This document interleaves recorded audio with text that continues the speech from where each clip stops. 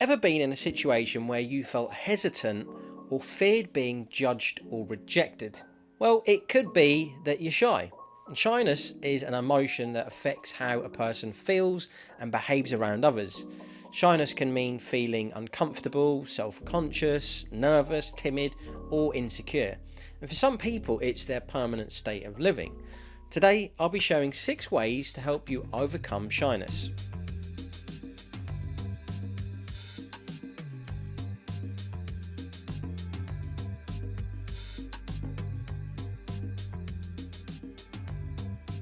What's going on, guys? In this episode I'll be talking about ways to overcome shyness. If you're new to the channel and like personal development, then please hit that subscribe button. Obviously if you don't like what you see, then you can give it a thumbs down, but we expect some comments, please. You don't have to, obviously, but it'd be nice. Shyness for some people is a route to fear, anxiety, self-blame and the feeling of shame. However, being confident or having the ability to face the world is an art skill that you can develop. And it is human nature that we feel happier and closer to life when we're with companions. Having friends or having someone to share things with is beneficial for your mental and physical health. Are you afraid of being judged? Do you want to be more socially connected? Well, by the end of this episode, I'll be giving you 6 ways to help overcome shyness and maybe boost your confidence. The first thing is you need to face yourself. The thoughts that are coming from inside you, you need to change them. No one's looking at you, alright? Almost everyone suffering from social anxiety assumes everyone's looking at them when they're in public. But the answer to all of your assumptions is no one's looking at you, and even if they were, fuck them. First of all, you need to teach yourself that no one's thinking about you. Ask yourself this question: do you think about people when you're walking down the street? Most people don't have time to stop and judge what a stranger is wearing. People have their own issues to think about, so most of the time you're just assuming it. Number 2 is no one's perfect. If you're an introvert, that doesn't mean everyone's an extrovert. There are more socially introverted people than you might think. Maybe the one you're talking to is way shyer than you. People are very good at hiding their selves, so chillax and walk around the room with some confidence. Hopefully they're the same as you, human. If they're not, then I'd be a bit worried. Just remember that everyone has weaknesses and most people have some sort of form of insecurity. Number 3 is a little stupid is okay. No one knows everything. They learn with time.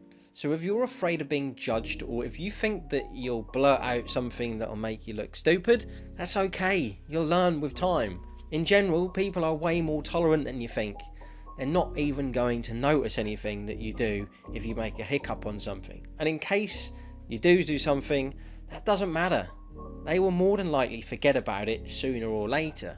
A lot happens every day, and every day the world changes its attention towards something new. No one keeps talking about the same topic. I know it's easier said than done, but yes, that is very true. Okay, develop connections with others. If you feel alone, even around people, the reason for you to feel detached from others can be your lack of conversation. Obviously, not everyone is proficient in making good conversation with others. It doesn't come naturally. So try different tips to make a good conversation with strangers. Now challenge yourself.